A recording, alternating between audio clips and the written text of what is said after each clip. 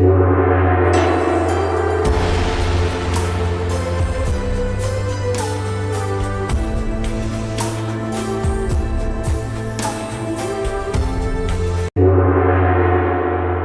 Brightoners, apa kabar?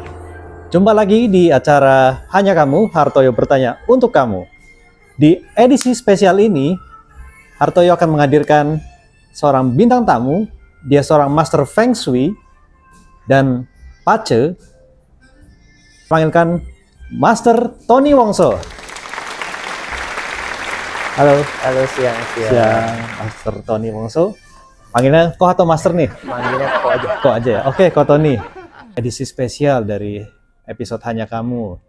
Nah, kita akan berbicara masalah Feng Shui dan Pace ya, atau Base atau Pace?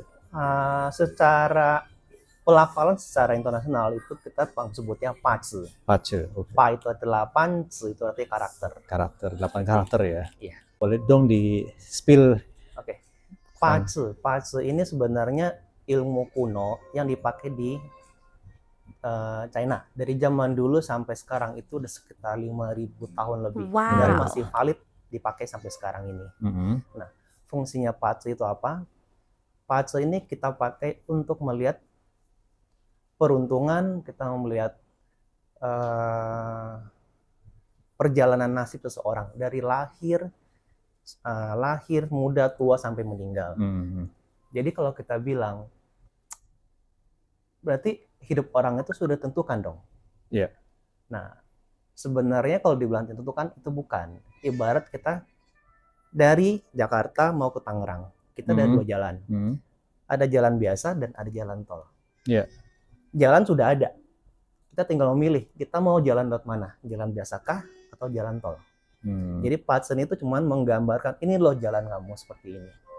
Oh, jadi kayak rambu lalu lintas gitu ya? Iya, rambu, dan juga di tahun-tahun ataupun di periode-periode tertentu itu mungkin ada masalah. Ada atau masalah. Mungkin di periode tertentu kita hidupnya lebih bagus. Tinggal kita gimana untuk menyikapinya aja. Oke. Seperti itu.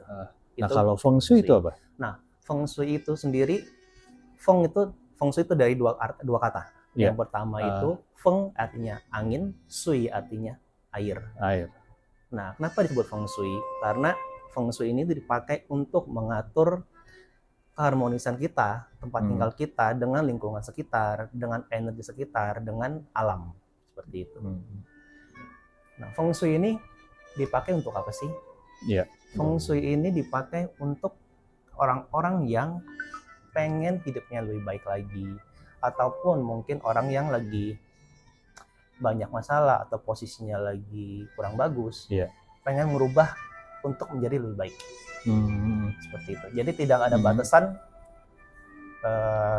harus orang kaya aja yang boleh pakai. Bukan seperti itu. Semua orang boleh pakai ya? Semua orang boleh pakai. Dan nggak harus orang Chinese ya? Semua orang boleh pakai dan tidak ada tahayulnya. Nggak ada tahayulnya ya? Nah, itu saat yang tepat kapan sih untuk menggunakan Feng Shui atau Pace ini? Kalau untuk rumah ya, untuk properti khususnya. Kalau mau dibilang saat yang bagus kapan, sebenarnya sebelum kita membangun satu rumah. Jadi misalnya kita baru punya kapling nih, kita baru mau bangun. Sebelum kita bertemu dengan kontraktor, nah sebelum kita bertemu dengan desainer, itu lebih bagus konsultasi dulu dengan ahli Feng Shui. Mengapa? Karena kita harus mengecek kondisi tanah seperti ini, kondisi orang-orang yang tinggal di rumah ini, kebutuhannya apa? Apakah untuk ngebooster supaya dia lebih baik, atau untuk mengobati? Seperti itu. Jadi nanti dari tanah tersebut kita setting layoutnya, kita bikin apa yang terbaik dari tanah ini. Seperti itu. Nah, Brightoners, buat Anda yang mau beli rumah nih, mau bangun rumah, disarankan bertemu dengan ahli Feng Shui dulu. Supaya apa? Supaya mungkin kalau sudah jadi, kan ribet tuh ya? Yang master ya dirubah-rubah lagi gitu ya. Jadi estetikanya nanti berubah gitu ya? Di bidang estetika pasti ada perubahan. Jadi terkadang, bukan terkadang sih ya, sekarang ini di Jakarta pun di Tangerang itu kan harga properti cukup tinggi. tidak semua orang bisa membeli kafling. Dan mereka cuma bisa beli, oke lah, ada rumah baru, rumah second kita beli. Nah, rumah baru ataupun rumah second itu belum tentu sesuai dengan feng shui ataupun dengan keberuntungan kita sendiri. Jadi setelah misalnya kita beli rumah baru atau rumah second, lebih baik kita mencari ahli feng shui untuk melihat apakah rumah ini sudah bagus, apakah rumah ini sudah sesuai dengan yang tinggal di rumah tersebut. Jangan nanti malah kita beli rumah, mau rumah baru ataupun rumah second, ternyata rumahnya secara feng shui bermasalah. Setelah kita tinggal, bukan kita tambah bagus, malah tambah hancur. Karena banyak kejadian seperti itu. Oke, Brighteners, kebetulan saat ini saya ada di lokasi rumah contoh produk Lighten dari Sinarmas Land. Nah, Kotoni ini, Master Feng Shui dan Pace ini, dia akan melihat apakah produk ini bagus secara di sudut pandang Feng Shui atau Pace. Nanti kita lihat. Buat Brighteners yang penasaran, kita lihat menuju lokasi mana saja yang nanti akan di audit oleh Master Feng Shui Kotoni ini. Oke? Master Tony, kita berada di Lighten tipe 15. Nah, dari sudut pandang Feng Shui dan Pace, bagaimana menurut pendapat Master dari Tony? Sisi Feng Shui seperti saya bilang yang pertama tadi itu, kita bisa lihat ini tampak depan rumah. Tampak depan rumah. Dan ini halaman. Halaman ini kita sebut sebagai Mingtang. Mingtang, oke. Nah, Mingtang bagi suatu rumah semakin luas, semakin besar Mingtang. Berarti semakin bagus untuk satu rumah. Seperti itu. Karena Mingtang itu tempat berkumpulnya energi dari luar sebelum masuk ke dalam rumah. Jadi kalau rumah tidak punya Mingtang, energi gimana berkumpulnya? Seperti itu. Nah, untuk sungainya gitu gimana? Nah, kita bisa lihat di seberang, tampak seberang itu ada sungai yang mengalir. Nah, sungai yang mengalir ini tuh tidak terlalu kencang juga. Karena kalau terlalu kencang ibarat jalan tol. Terlalu kencang itu tidak bagus untuk Feng Shui. Nah, kebetulan nih di sebelah sana itu ada seperti batu-batu yang menghambat laju airnya. Dan juga di sebelah sana itu ada tikungan yang juga memperlambat lajunya air. Jadi kondisi seperti ini cukup bagus, bukan cukup bagus, bagus untuk klaster Lighten sebelah sini. Itu. Nah, untuk fasad bagaimana? Untuk fasad, untuk tampak rumah ini bagus, secara desain juga bagus, elegan, dan secara Feng Shui ini tidak ada masalah ya. Seperti itu. Oke, Brighteners, buat Brighteners yang masih ragu dari sudut pandang Feng Shui, yuk, dari Master Tony mengatakan bahwa secara Feng Shui tidak ada masalah untuk Lighten, produk Lighten dari Sinarmas Land. Ini poin kedua, apa nih Master Tony? Untuk yang paling sesuai dengan Feng Shui ini. Kita bahas yang kedua tadi, yang masalah ceiling. Kita bisa lihat nih. Ceiling dulu ya? Iya, ceilingnya ini sekitar berapa meter? 5 meter ada. 5 meter ada, 5 meter. Nah, ini ceiling tinggi. Kita bisa lihat tinggi sekali. Dan ini kan jendelanya banyak nih ya. Jadi sirkulasi udaranya nih cukup bagus. Cukup bagus ya? Cukup bagus. Jadi tidak ada masalah dengan sirkulasi udara. Tidak ada masalah dengan sirkulasi. Salah satu faktor yang penting untuk kita perhatikan juga. Seperti itu. Nah, untuk poin berikutnya? Untuk poin berikutnya kita lihat dapurnya. Dapur ya? Ini dapur bersih. Kita nggak terlalu bahas ya, karena orang-orang pasti jarang pakai untuk dapur bersih. Kita lihat dapur kering ya.